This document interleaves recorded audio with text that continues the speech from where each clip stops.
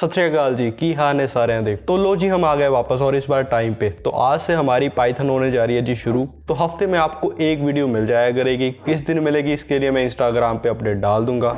अगर अभी तक आपने फॉलो नहीं किया है तो जल्दी जाके कर लीजिए। तो चलो जी, करती हैं शुरू इस इंट्रो के बाद।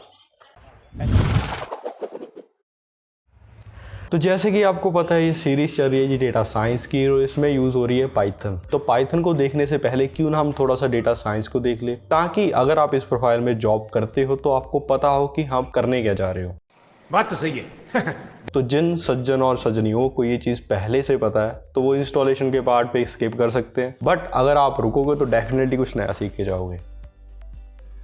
तो डेटा साइंस और डेटा एनालिटिक्स दो ही ऐसी फील्ड्स है जो आजकल ट्रेंड कर रही हैं। तो हम दोनों के बारे में थोड़ा थोड़ा देख लेंगे। डिटेल में हम तब देख लेंगे जब हम इसे शुरू करेंगे। तो सबसे पहले डेटा एनालिटिक्स को एक एग्जांपल के साथ समझते हैं जी। तो आजकल मैगी के साथ मार्केट में बहुत सारे एक्सपेरिमेंट करे जा रहे हैं। कोई मैगी के पकौड़े बना रहा है, कोई मैगी में फैंटा मिला के खा रहा है, कोई आइसक्रीम में मैगी डाल रहा है, कोई मैगी में आइसक्रीम। तोबा तोबा तोबा, थारा मूड खराब कर दिया। तो मान लीजिए आप एक रेस्टोरेंट के मालिक हैं और आप बेच रहे हैं जी पिज्जा। और आजकल आपने नोटिस किया जी, कस्टमर बड़ी अजीब सी डिमांड कर रहे हैं कि उनको पिज्जा के ऊपर मैगी चाहिए और 100 पे सुहागा उसके ऊपर चॉकलेट भी चाहिए। और आपने ये आइडेंटिफाई करना कि ऐसा हो क्यों रहा है। तो आपने डेटा कलेक्ट किया, आपने देखा कि कौन से दिन हफ्ते के ये ऑर्डर्स आ रहे हैं और हफ्ते के किस दिन और किस एरिया के लोग इसको ज्यादातर ऑर्डर कर रहे हैं, और इंटरनेट पे फूड और मैगी के रिलेटेड क्या चीज चल रही है। तो इन सबको देखने के बाद आपने देखा कि आजकल मैगी के साथ बहुत सारे एक्सपेरिमेंट्स किए जा रहे हैं, इसलिए ये ऑर्डर्स आ रहे हैं। तो आपने भी मजे मजे में ऐड चला दीजिए, पिज्जा को हो गया प्यार मैगी से। तो लोगों ने इसको काफी पसंद किया और आपके पास ऑर्डर्स ज्यादा आने लग गए और आपका कस्टमर बेस और प्रॉफिट दोनों ही बढ़ा। नाइस। तो यही है जी डेटा एनालिटिक्स। तो यहाँ पे हमारे पास क्या होती है, एक बिजनेस प्रॉब्लम होती है जी, उसको हम सॉल्व करते हैं। मेजरली बिजनेस प्रॉब्लम क्या होती है जी, किसी का प्रॉफिट बढ़ाना है या किसी का कस्टमर बेस बढ़ाना है। तो सबसे पहले हम क्या करते हैं, ये डेटा को गैदर करते हैं, ठीक है। और डेटा को गैदर करके हम क्या करते हैं जी, उसको एनालाइज करते हैं। एनालाइज करके हम क्या बनाते हैं, रिपोर्ट्स बनाते हैं ग्राफिकल फॉर्म में, ठीक है। और उसके बाद उसके बेस पे हम लेते हैं जी डिसीजन, ठीक है।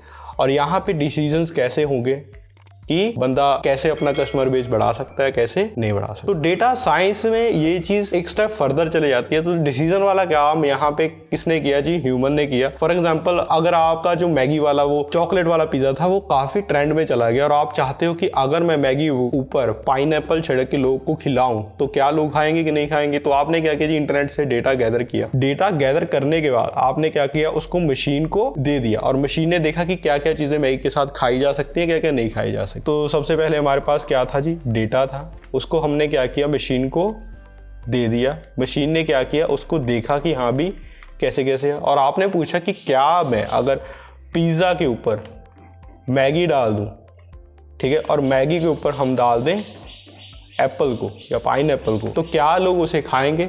तो मशीन ने आंसर दिया जी, आपके पास 85% चांस है कि ये लोग पिज्जा लोग खाएंगे। तो आपने इसको मेन्यू में ऐड कर लिया। अब डिपेंड करता है लोग खाएंगे कि नहीं खाएंगे। नहीं। तो यही होता है जी काम डेटा साइंस में और डेटा एनालिटिक्स में। तो अब हम देखते हैं जी पाइथन क्या चीज है और पाइथन को कैसे हम इस काम में यूज कर सकते हैं। तो क्या है जी पाइथन। तो पाइथन एक सांप है।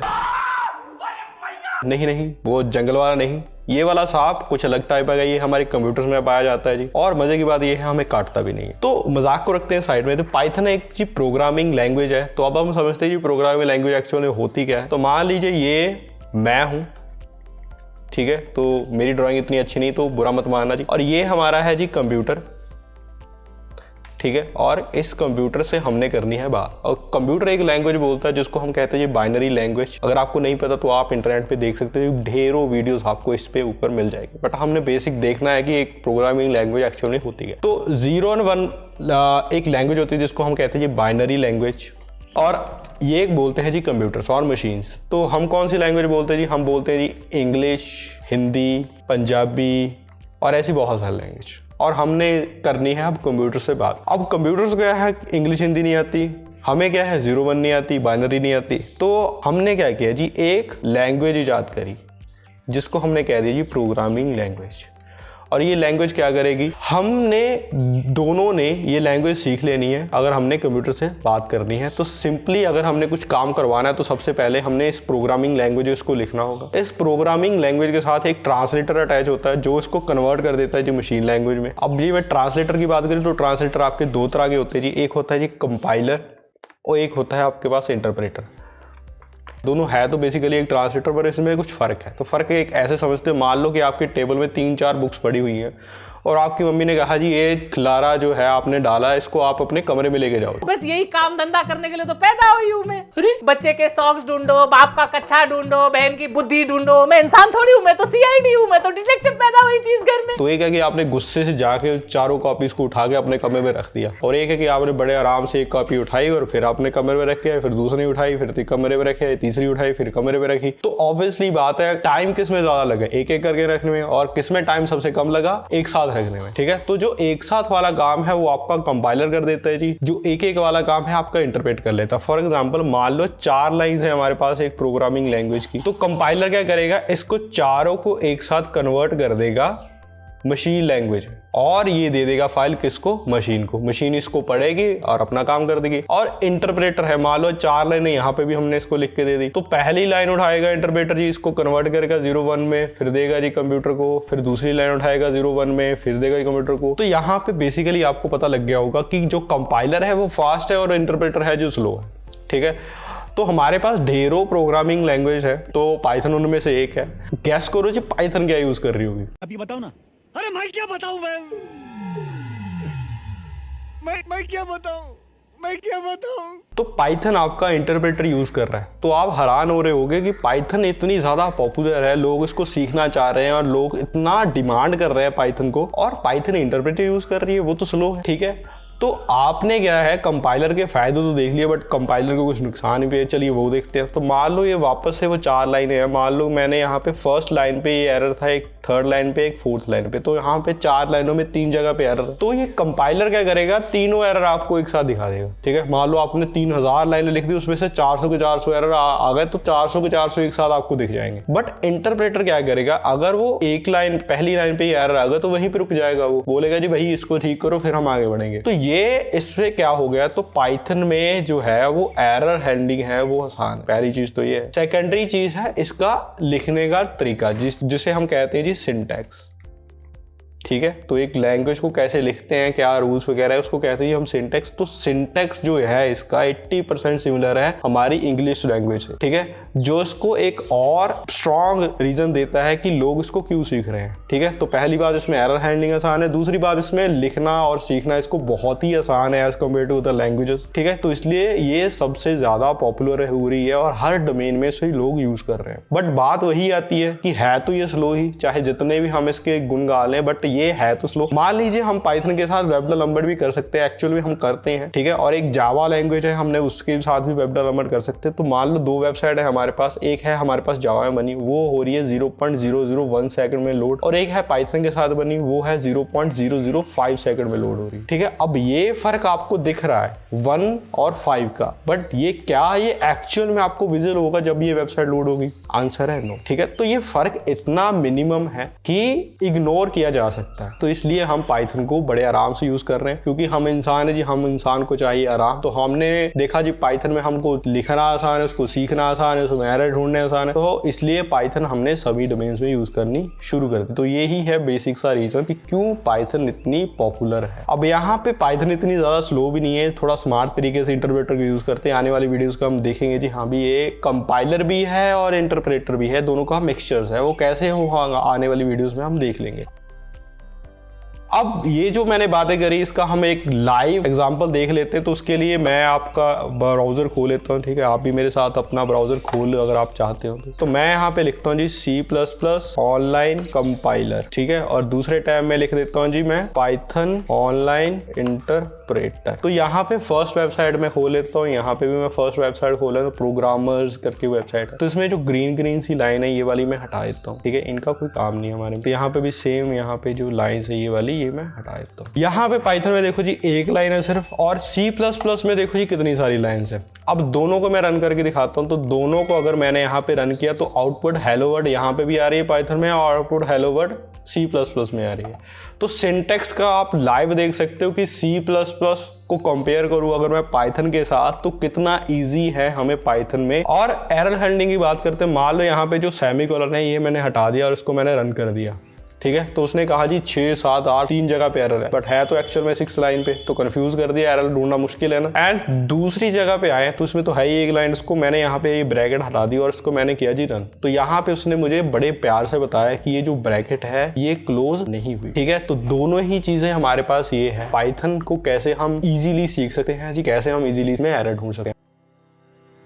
अब चलो इस पाइथन नामक को हम अपने कंप्यूटर में लेके आते हैं जी पकड़ के। तो उसको लेके आने के लिए आपने ब्राउजर पे लिख देना है जी पाइथन डाउनलोड, ठीक है। और फर्स्ट वेबसाइट आ जाएगी, इसको आपने कर लेना है जी ओपन। सेकेंडरी चीज आपने डाउनलोड करनी है जी एक कोड एडिटर जिसको हम कहते हैं जी VS कोड, ठीक है। तो मार्केट में बहुत सारे कोड एडिटर होते हैं। एक्चुअल में ये कोड एडिटर होता क्या है वो आपको बताता हूँ जी। जिसमें हम, जैसे हमारे पास नोटपैड है, वर्ड है, जिसमें हम डॉक्यूमेंट्स वगैरह बना सकते हैं। तो डॉक्यूमेंट्स हम नोटपैड में भी बना सकते हैं, वर्ड में भी बना सकते हैं। और वर्ड क्यों यूज करते हैं, क्योंकि यहाँ वहाँ पे ज्यादा फंक्शनैलिटीज है, वहाँ पे हम इजीली अपना काम कर सकते हैं। तो सिमिलरली पाइथन को हम कमांड लाइन पे भी कर सकते हैं, बट यहाँ पे कमांड लाइन पे अगर हम करेंगे तो बहुत सारी दिक्कतें आएंगी, कुछ फंक्शनैलिटीज नहीं होंगी, कुछ ईजीनेस नहीं होगा। तो हमारे पास VS कोड है और बहुत सारे कोड एडिटर्स होते हैं जहाँ पे हम अपना कोड लिख सकते हैं। तो VS code most popular code editor है जो सभी मोस्टली यूज करते हैं, और मैं भी इसको बहुत टाइम से यूज करता आ रहा हूँ। तो इसको आप सिंपली डाउनलोड कर लेना, इसमें हम जो भी पाइथन का कोड है इस कोड एडिटर में लिखेंगे, ठीक है। और आपको अगर कोई और पसंद है तो आप उसको भी डाउनलोड कर सकते हो। तो देखो जी मैंने दोनों को कर लिया है जी डाउनलोड, और एक जगह मेरी पाइथन डाउनलोड हो रही है और एक जगह पे ये मेरा VS कोड। अब जब तक ये इंस्टॉल हो रहे हैं तब तक हम क्या करते हैं जी,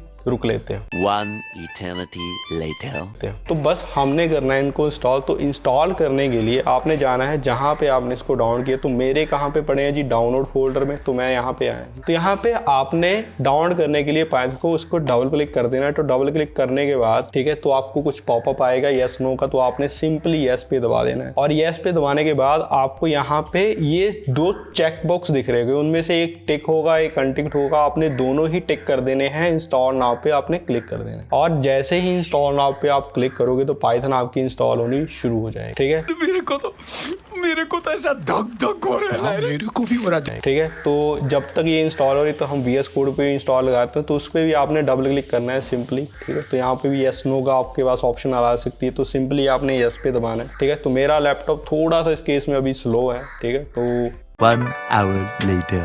तो लो जी हमारी पाइथन जो होगी सक्सेसफुली इंस्टॉल। तो इस टाइप को आपने सिंपली क्लोज कर देना है। तो VS कोड का ये डायलॉग बॉक्स आ गया। तो उस पर आपने आई एक्सेप्ट द एग्रीमेंट करके नेक्स्ट कर देना है, फिर नेक्स्ट कर देना है, नेक्स्ट कर देना। तो यहाँ पे ये 4 डायलॉग बॉक्स आए अदर के अंदर, तो आपने चारों ही टिक कर देने। तो इन चारों पे टिक करने का एक फायदा होगा, वो जो मैं आपको इंस्टॉलेशन के बाद बताऊंगा। तो आपने नेक्स्ट कर देना है, इसको भी इंस्टॉल करना है सिंपली। अब पाइथन आपकी इंस्टॉल सक्सेसफुली हो गई है नहीं हुई, उसको चेक करने के लिए आपने विंडोज बटन दबाना है, और विंडोज पे दबा के अगर आपको ये सारी फाइल दिख रही होगी, ठीक है, तो वेल एंड गुड है। नहीं तो आप लिख सकते हैं जी पाइथन। तो पाइथन लिख के आप इसको जब खोलोगे तो ये देखो ये पाइथन इंटरप्रेटर या पाइथन कमांड लाइन इंटरप्रेटर आपका खुल जाएगा, ठीक है। तो इसमें आप पाइथन का कोड लिख सकते हो, बट इसमें हम लिखेंगे नहीं। तो सिंपली आप इसको कर देना है बंद, मीन्स कि आपकी जो पाइथन है वो सक्सेसफुली। तो बाकी सारे टैब्स मैं कर देता हूँ जी बंद, तो क्योंकि अभी हमारे पास कोई काम नहीं है। तो अब पाइथन का या चाहे कोई भी प्रोग्रामिंग लैंग्वेज का जब हमने कोई प्रोजेक्ट बनाना होता है, ठीक है, तो हम सब प्रेफर करते हैं जी कि हम एक फोल्डर बनाएं जिसके अंदर हमने वो सारी चीजें रखनी है जो इस प्रोजेक्ट के अंदर इन्वॉल्व हो रही हैं। फॉर एग्जांपल फोटोज या कुछ भी इस प्रोजेक्ट के रिलेटेड हम इसी फोल्डर के अंदर रखना है। क्यों? ताकि हम प्रोजेक्ट को इजीली मैनेज कर सकें। अगर हमने शिफ्ट करना है एक जगह से दूसरी जगह तो इजीली हम शिफ्ट कर सकें। ये ना हो कि सारे कंप्यूटर में हमारी फाइल्स बिखरी पड़ी रहें। तो क्लियर है। तो फोल्डर का नाम कुछ भी रख सकते हैं। तो मान लो यहाँ पे मैंने प्रोजेक्ट एक्स रख दिया इस फाइल फोल्डर का नाम, तो इसको मैंने कर लिया जी ओपन, ठीक है। इस ओपन को करने का जो आपने 4 ऑप्शन टिक करी थी ना VS कोड में, उसका फायदा बताता हूँ ये आपको। तो मैंने इस फोल्डर को करना है इस कोड एडिटर के साथ ओपन। क्यों करना है? क्योंकि मैं वहीं से उसमें फाइल बना सकूँ, फोल्डर बना सकूँ, तो मुझे बार बार यहाँ पे आके ये चीज करनी ना पड़े। तो मैंने डायरेक्टली राइट क्लिक करना है, और राइट क्लिक करते सारी आपको ये ऑप्शन आ जाएगी ओपन विद कोड की। तो आपने सिंपली इस पे क्लिक कर देना है। तो इसको क्लिक करने के बाद ये आपका जो VS कोड है ये हो जाएगा ओपन। ठीक, कुछ ऐसे इंटरफेस आपको मिलेगा, खाली खाली ये वेलकम थीम आएगी, इसको आपने हटा देना देना है, ये यस आई ट्रस्ट करके इसको रखना है। तो ये पूरा खाली होगा। अगर आप जहाँ पे आपके फोल्डर का नाम लिखा वहां पे जाओगे तो आपको क्या मिलेगा, ये फाइल की ऑप्शन मिलेगी। ठीक है, वहां पे फाइल में यहाँ पे आप फाइल बना सकते हो, फोल्डर में आप फोल्डर बना सकते हो। तो मैंने फाइल बनानी है पाइथन की, तो सिंपली मैंने फाइल वाली ऑप्शन पे क्लिक किया और फाइल का नाम रख दिया first_day.py। अब .py लगानी जरूरी है। ठीक है, ये क्या है जी, एक्सटेंशन है पाइथन फाइल की, ताकि कंप्यूटर को पता लगे कि ये पाइथन की फाइल है, वो ना समझ ले कि कोई इमेज फाइल है या कुछ फाइल है। तो ये एक्सटेंशन लिखने के बाद आपको इस फाइल को करना है जी रन। तो रन करने के लिए हमारे पास यहाँ पे रन नाम का ऑप्शन होती है जी, वो अभी है नहीं। वो क्यों नहीं है, क्योंकि हमने एक पाइथन की एक्सटेंशन डाउनलोड करनी है जिससे हमारे पास ये रन की ऑप्शन आए जी। ठीक है, उसके लिए आपने जाना है, यहाँ पे एक्सटेंशन नाम का बटन है जिस पे आपने क्लिक कर देना है और यहाँ पे आपने लिखना है सिंपली जी पाइथन। तो मैं लिखता हूँ जी यहाँ पे पाइथन और पाइथन लिख के कर देता हूँ जी मैं। अब यहाँ पे ये फर्स्ट लिंक आ जाएगा माइक्रोसॉफ्ट की तरफ, ये एक्सटेंशन है जिसको आपने कर लेना है डाउनलोड, जो आपको हेल्प करेगी पाइथन का कोड रन करने के लिए इस कोड एडिटर के। तो ये इंस्टॉल होने में टाइम ले सकती है, नहीं भी ले सकती है, डिपेंड करता है आपकी इंटरनेट स्पीड पे। तो सिंपली जब आपके ये इंस्टॉल हो जाएगी तो आपके यहाँ पे रन की ऑप्शन बनी हुई आ जाएगी। तो यहाँ पे जब तक ये इंस्टॉल हो रही है तब तक हम पाइथन का छोटा सा कोड लिख देते हैं। तो आपने वहां पे देखा होगा, जब हम वेबसाइट पे वहां पे डिफरेंस देख रहे हैं तो वहां पे प्रिंट हेलो लिखा होगा। अब ये प्रिंट क्या चीज है, ठीक है, हेलो वर्ड तो जो हमारी आउटपुट थी वो थी। अब प्रिंट क्या चीज है, प्रिंट एक फंक्शन है जी। फंक्शन को आप ऐसे मान सकते हो कि जैसे देखो ये हमारे पास रन की ऑप्शन भी आ गई, तो इसको सबसे पहले मैं रन करके दिखाता हूँ। तो देखो अगर मैंने यहाँ पे इसको रन किया तो हमारे पास नीचे आउटपुट आनी चाहिए। तो ये देखो हमारे पास जो आउटपुट है वो आ रही है हेलो। तो ये प्रिंट नाम का फंक्शन है क्या जी, प्रिंट नाम का फंक्शन पहले से एक बना बनाया कोड होता है, ठीक है, पाइथन का, वो चलाया था। और वो बना बनाया कोड है क्या, वो क्यों चलाते हैं हम, तो जो बना बनाया कोड है पाइथन का वो यूज होता है कि कैसे हम किसी चीज को एक आउटपुट में दिखा सकते हैं।